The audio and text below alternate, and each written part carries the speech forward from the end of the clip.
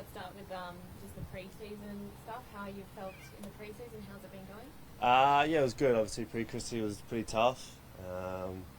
Coming back, we had an army camp day 2, which was a bit of a shock, and then we built some good foundations from that, and from that we've built upon them as well. So it's go time really. It's trials and footies around the corner. Only a couple of weeks now till round 1.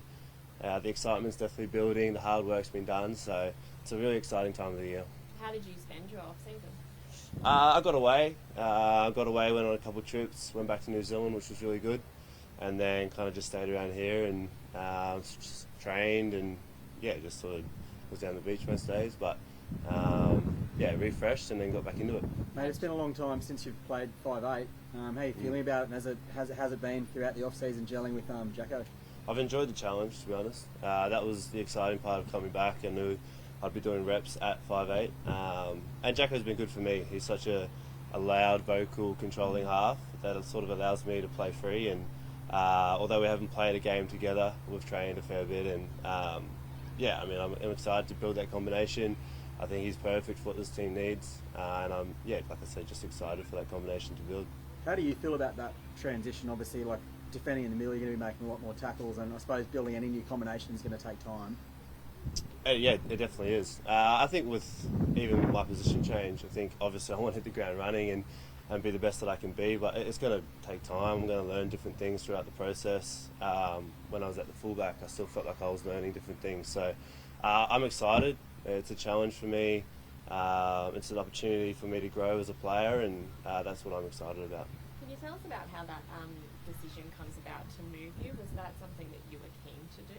It definitely was. I sat down with Adzi and a few of the staff as well, coaching staff, and I just wanted to change. I think it's going to give me an opportunity to grow as a player. I want to be involved in more moments throughout a game, and I think being in that position will do that for me. And that was pretty much the decision, why the decision came about.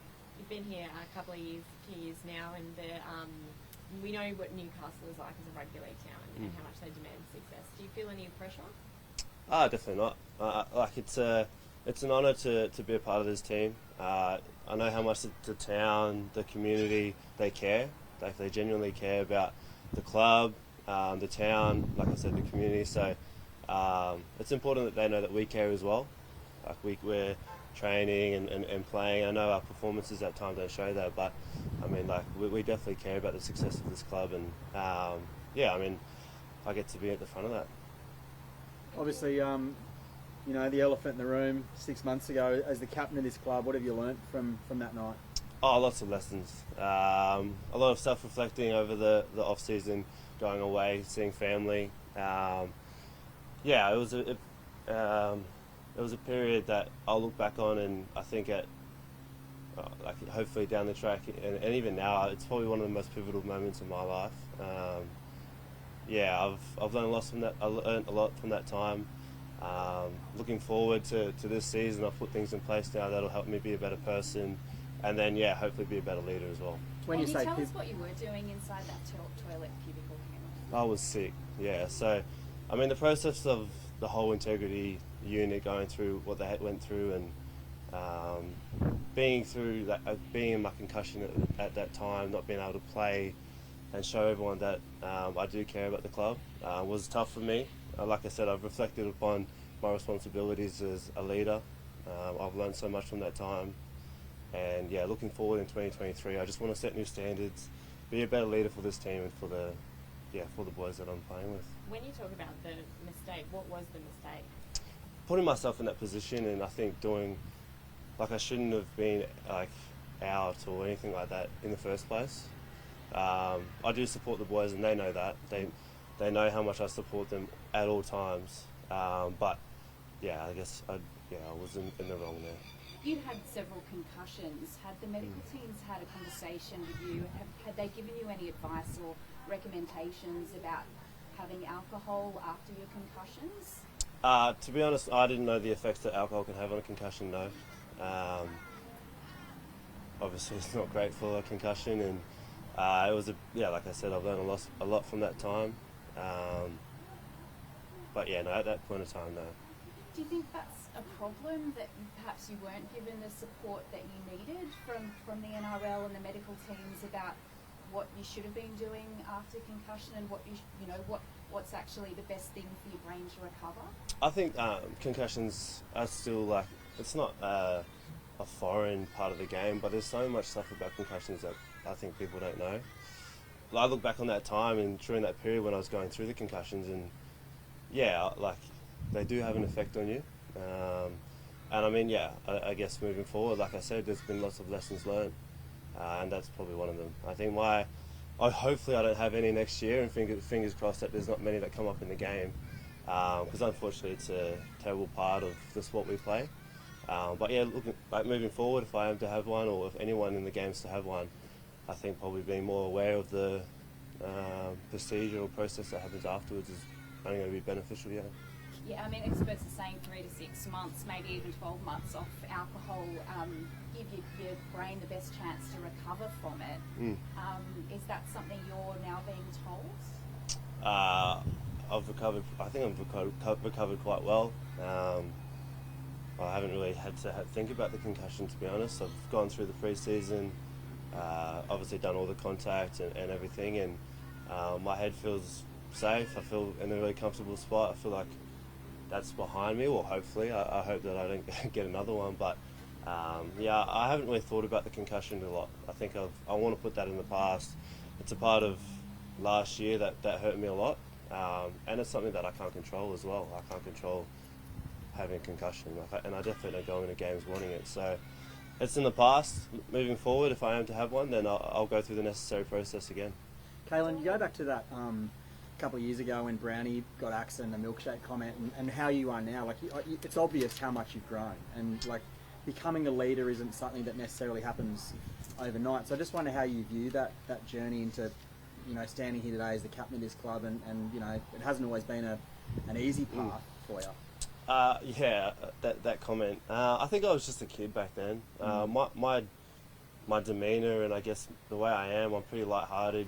I like to see the good things in all the things, and I guess I used to say comments like that and not really think about how they could be perceived in a different light to what I guess I was trying to say. Yeah, I mean, leadership, growing up, maturity, all those things, it's part of time. Like, leadership's still something, and I guess last year's incident, it's just really put it at the forefront that it is something that I definitely need to keep working on. And I'm comfortable in saying that I'm like happy to do that. Don't think I am the best leader that I can be right now. Well, I am now, but I don't think I'm the best leader that I want to be. If you know what I mean. Like, I have so much growth in this area, but I'm prepared to put in the work. Like I said, I know how much this town cares about the team, about the club, and about the success of the club, and I want to show that we also care as well. So yeah, I've probably steered away from saying those light-hearted comments and trying to have a laugh when it's probably not the right time to do so. Don't want to dwell on the cubicle incident too much. You say you were sick. Why was Clint Man in the cubicle with you? He was there to help. What yeah, was I it wasn't really. from, Kalyn? So food that I had earlier. Yeah. Do you regret that night? Oh, I can't go back and change anything, mate. I can definitely. The only thing I can do is live in the now and my actions moving forward. I can learn from that lesson. I can learn from that period of time.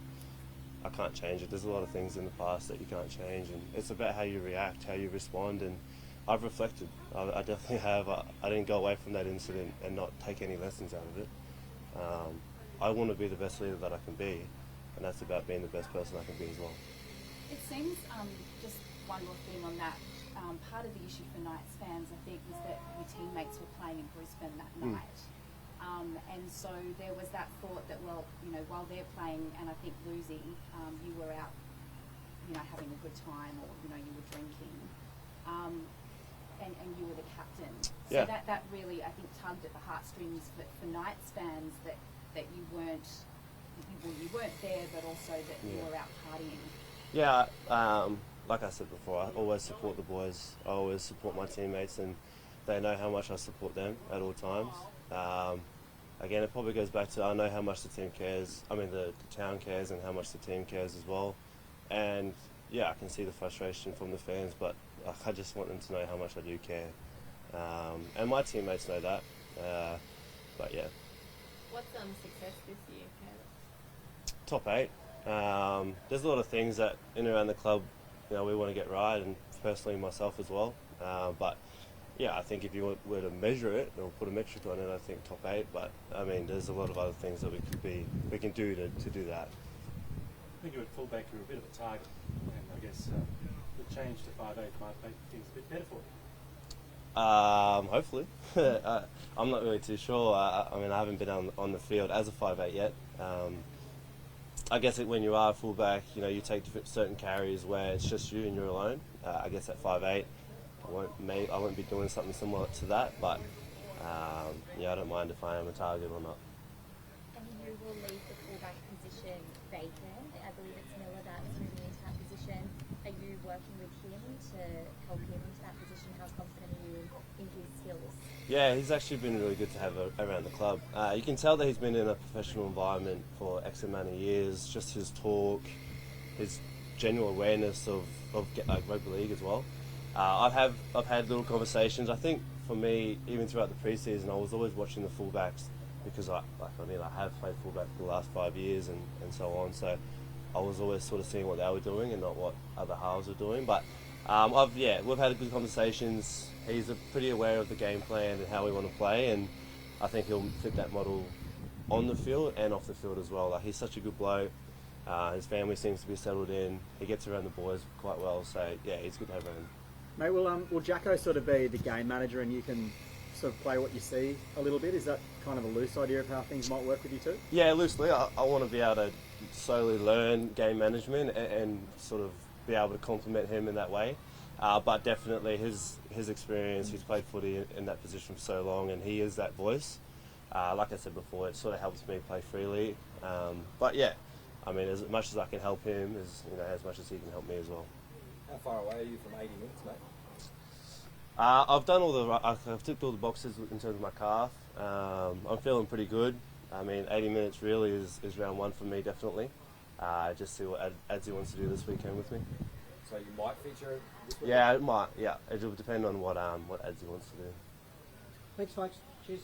Good day, mate. Thank you. Thanks, everyone. Thank you. Thank you.